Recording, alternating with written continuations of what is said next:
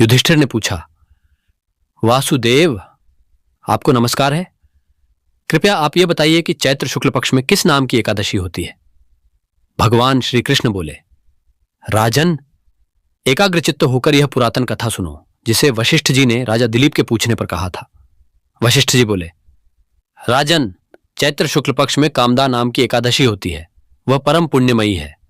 पापरूपी ईंधन के लिए तो वह दावानल ही है। प्राचीन काल की बात है। नागपुर नाम का एक सुंदर नगर था जहां सोने के महल बने हुए थे। उस नगर में पुंडरीक आदि महाभयंकर नाग निवास करते थे। पुंडरीक नाम का नाग उन दिनों वहां राज्य करता था। गंधर्व, किन्नर और अप्सराएं भी उस नगरी का सेवन करती थीं। वहां एक श्रेष्ठ अप्सरा थी जिसका नाम ललिता था। उसके साथ ललित नाम वाला गंधर्व भी था। वे दोनों पति पत्नी के रूप में रहते थे। दोनों ही परस्पर काम से पीड़ित रहा करते थे। ललिता के हृदय में सदा पति की ही मूर्ति बसी रहती थी और ललित के हृदय में सुंदरी ललिता का नित्य निवास था। एक दिन की बात है। नागराज पुंडरीक राजसभा में बैठकर मनोरंजन कर रहा था। उस समय ललित का गान हो रहा था, किंतु उसके साथ उसकी प्यारी ललिता नहीं थी। गाते गाते उसे ललिता का स्मरण हो आया। अतः उसके पैरों की गति रुक गई और जीभ लड़खड़ाने लगी। नागों में श्रेष्ठ करकोटक को ललित के मन का संताप ज्ञात हो गया। अतः उसने राजा पुंडरीक को उसके पैरों की गति रुकने और गान में त्रुटि होने की बात बता दी। करकोटक की बात सुनकर नागराज पुंडरीक की आंखें क्रोध से लाल हो गईं। उसने गाते हुए कामातुर ललित को शाप दिया, दुर्बुद्धे, तू मेरे सामने गान करते समय भी पत्नी के वशीभूत हो गया, इसलिए राक्षस हो जा महाराज। पुंडरीक के इतना कहते ही वह गंधर्व राक्षस हो गया। भयंकर मुख, विकराल आंखें और देखने मात्र से भय उपजाने वाला रूप, ऐसा राक्षस होकर वह कर्म का फल भोगने लगा। ललिता अपने पति की विकराल आकृति देख मन ही मन बहुत चिंतित हुई। भारी दुख से वह कष्ट पाने लगी। सोचने लगी, क्या करूं, कहां जाऊं? मेरे पति पाप से कष्ट पा रहे हैं। वह रोती हुई घने जंगलों में पति के पीछे पीछे घूमने लगी। वन में उसे एक सुंदर आश्रम दिखाई दिया जहां एक मुनि शांत बैठे हुए थे। किसी भी प्राणी के साथ उनका वैर विरोध नहीं था। ललिता शीघ्रता के साथ वहां गई और मुनि को प्रणाम करके उनके सामने खड़ी हुई। मुनि बड़े दयालु थे।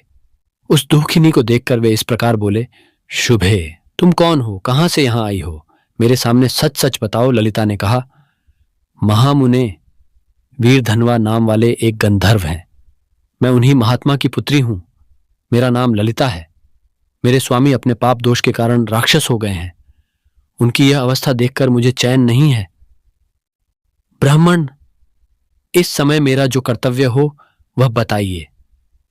विप्रवर, जिस पुण्य के द्वारा मेरे पति राक्षस भाव से छुटकारा पा जाए उसका उपदेश कीजिए। ऋषि बोले, भद्रे, इस समय चैत्र मास के शुक्ल पक्ष की कामदा नामक एकादशी तिथि है जो सब पापों को हरने वाली और उत्तम है। तुम उसी का विधिपूर्वक व्रत करो और इस व्रत का जो पुण्य हो उसे अपने स्वामी को दे डालो। पुण्य देने पर क्षण भर में ही उसके शाप का दोष दूर हो जाएगा। राजन, मुनि का यह वचन सुनकर ललिता को बड़ा हर्ष हुआ। उसने एकादशी को उपवास करके द्वादशी के दिन उन ब्रह्मर्षि के समीप ही भगवान वासुदेव के श्री विग्रह के समक्ष अपने पति के उद्धार के लिए यह वचन कहा, मैंने जो यह कामदा एकादशी का उपवास व्रत किया है उसके पुण्य के प्रभाव से मेरे पति का राक्षस भाव दूर हो जाए।